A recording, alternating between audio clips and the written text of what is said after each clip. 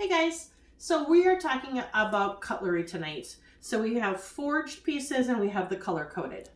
And the difference between the two, of course, is the price for one thing. They both work really well. They keep an amazing sharpness to the blade. The forged pieces are, of course, going to be probably about 3 times as more expensive as your color coded, and that's how they're made. So forged pieces are always going to be more expensive because they are made in a one piece. So they take a piece of metal and they forge it, make it into the blade, and you can always tell that because you've got a handle that wraps around the blade. So you'll see that little piece of metal there, and then you can see the rivets. Okay, so these are forged pieces. This is the one I posted about earlier about the magazine that said how this was like a really great knife. So one thing about holding a big chef's knife, we'll kind of go back to some of this other, but the one thing about holding the big chef's knife is it has the little Pampered Chef circle on there. And I don't know if you guys can see that. When you hold a knife, you want to hold it like this. You do not want to hold it back here. This is not a cleaver, all right? So you need something where you have really good control. This is a big knife, and I have big woman hands. And so for me, this knife actually fits really well. So you want to put your thumb on the circle, you wrap your finger around, you're not putting it under the blade, but this is how you hold this knife, and this gives you better control. All of our knives come with covers, or else with the forged pieces, you can get a knife block. So that's our forged piece. When you look at knives, the smaller the job, the smaller the knife. So if you're going to peel potatoes, you want a very nice little paring knife, all right? Things like soft foods, tomatoes, if you want to cut through a bun, this would be a tomato knife. It has that serrated blade on it. The utility knife is kind of considered the workhorse in the kitchen. So it's kind of an all-around size knife. A lot of people like this for just everyday uses, cutting potatoes. This is a Santoku knife, and it has the hollows along the side. The nice thing about this is when you're cutting things that are a little softer, things like cheese, the hollows help to release the food from the blade so it doesn't stick, all right? And then of course, another serrated blade, this having a really long blade on it, this is a bread knife, all right? So you kind of have a knife for every job. And then also we have a kitchen shears. The nice thing about this is it does come apart to clean. When we're talking forged cutlery, you never want to put these in the dishwasher, all right? So think of the dishwasher as kind of like a sandblaster. So things that are really nice, you never want to put in your dishwasher. So forged cutlery, nice cutlery, has a lifetime guarantee. If you leave these lay in the sink in water, they will discolor. People will call me all the time and say, hey, my cutlery has rusted.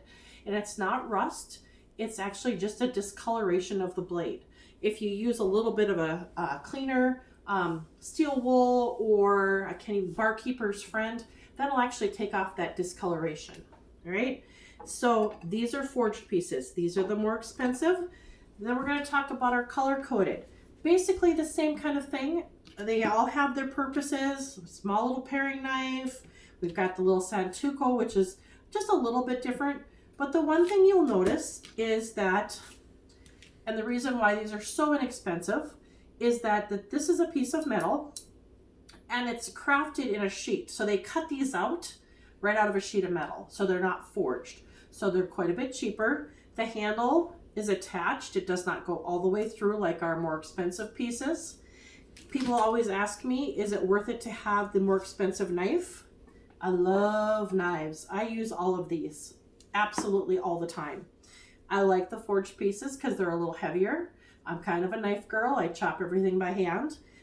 These keep an amazing edge. If you don't want to spend big bucks on knives, these would be your go-to, okay?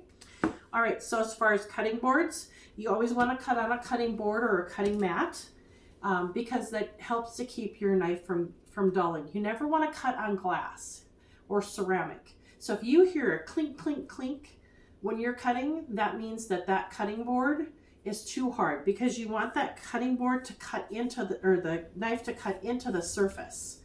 Okay, that keeps your knife nice and sharp. So as far as sharpening blades, this is my favorite honing tool. This is a multi-purpose honer. It has where you can sharpen your knives, your kitchen shears, the food chopper. And how you use this, and if you really don't like that noise of grinding, turn your volume down. How you use this is you hold your blade and you just come across like this. And all it takes is a couple good swipes, passes, and you can kind of feel it starts to kind of catch. That means it's actually sharpening that knife. And then you always want to make sure you wipe it off, rinse it off, because you will have little pieces of metal left behind. Let's talk the difference between sharpening and honing. Honing is what we just did.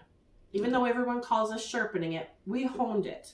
If you were to look at this knife, it looks like this. Okay, it has this nice little point on it.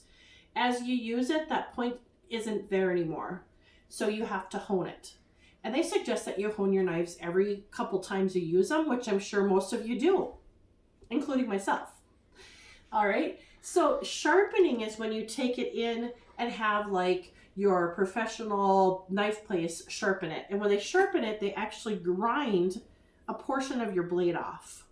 That's why if you have parents that have had knives for a long time, you'll see their knives are actually shorter than what they used to be.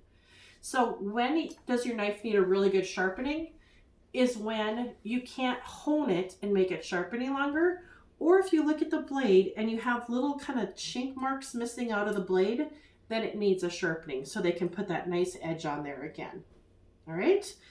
How I always know that my knives are nice and sharp. One thing you'll notice when you're using your knives is it kind of feels like things are kind of sliding around when you go to cut it. Your blade should cut right into the, of all the things, I can't get into the tomato container. Like seriously, are these like childproof? So I always take a tomato and I grab my knife, and if I can cut right through it, I know it's sharp. So I don't even need a tomato knife. If you have a sharp blade, you can cut any tomato with any blade. You don't necessarily need that serrated blade. Okay, so I think we covered everything. A little higher quality, a little more expensive. These are a little less expensive, but they keep a really good edge on them. If you don't want to spend big bucks on knives, this is what I would start out with. I have lots of people who will have one or two of these in the kitchen just because they like the size, and this is that little Santoku knife. All right, so that is kind of Knives 101, and if you guys have questions, just post below. Thanks so much. Bye.